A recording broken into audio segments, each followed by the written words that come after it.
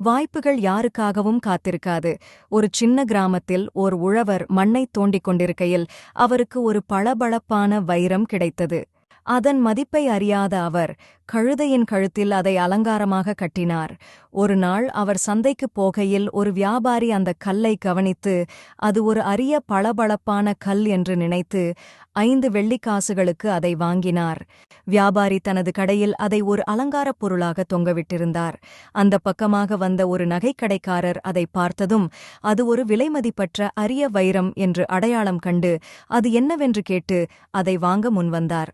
அதற்கு அந்த வியாபாரி, அது ஒரு பளபளக்கும் கல், ஒரு உழவரிடமிருந்து 5 வெள்ளிக்காசுகளுக்கு அதை வாங்கினேன், நீங்கள் 10 வெள்ளிக்காசு கொடுத்து இதை எடுத்துக் கொள்ளலாம் என்றார்.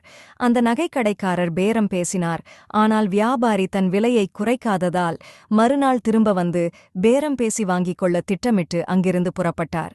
அன்று மாலை இன்னொரு நகைக்கடைக்காரர் வந்து அந்த வைரத்தின் மதிப்பை அறிந்து தயக்கமின்றி 10 வெள்ளிக்காசுகளைக் கொடுத்து அதை வாங்கிச் சென்றார். மறுநாள் அந்த முதல் நகைக்கடைக்காரர் திரும்பி வந்து வைரம் விற்கப்பட்டதை அறிந்து அதிர்ச்சியடைந்து அந்த வியாபாரியை பார்த்து கோபமாக, முட்டாளே, அது ஆயிரக்கணக்கான பொற்காசுகள் மதிப்புள்ள விலைமதிப்பற்ற அரிய வைரம், அதை வெறும் 10 வெள்ளிக்காசுகளுக்கு விற்றுவிட்டாயே என்று கத்தினார்.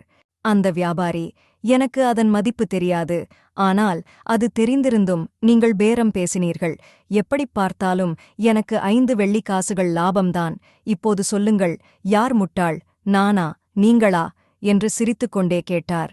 இந்தக் கதை நமக்கு 3 பாடங்களைக் கற்றுக் கொடுக்கிறது. முதலாவது, நம் அனைவருக்கும் வாய்ப்புகள் கிடைக்கிறது, ஆனால் அதை உணராமல் நாம் அதை நழுவ விடுகிறோம். எனவே வாய்ப்புகளை உணர்ந்து அவை நழுவுவதற்கு முன் விரைவாக செயல்பட வேண்டும். இரண்டாவது, பிடிவாதம் நமக்கு பேரிழப்பை ஏற்படுத்தலாம். எனவே தேவையில்லாத இடத்தில் பிடிவாதத்தை தவிர்க்க வேண்டும். மூன்றாவது, தாமதிக்காமல் உடனடியாக செயல்பட வேண்டும். உடனடியாக செயல்படுவதை விட தயக்கம் நமக்கு அதிக இழப்பை ஏற்படுத்தலாம். வாழ்க்கை வேகமாக நகர்கிறது, நமக்கான வாய்ப்புகளும் அப்படித்தான். தேவைக்கு அதிகமாக காத்திருந்தால் நாம் விரும்பியதை வேறொருவர் எடுத்துச் செல்ல நேரிடலாம். வாய்ப்புகளை பயன்படுத்திக் கொண்டு தகுந்த நேரத்தில் செயல்படுவது வெற்றிக்கு வழிவகுக்கும்.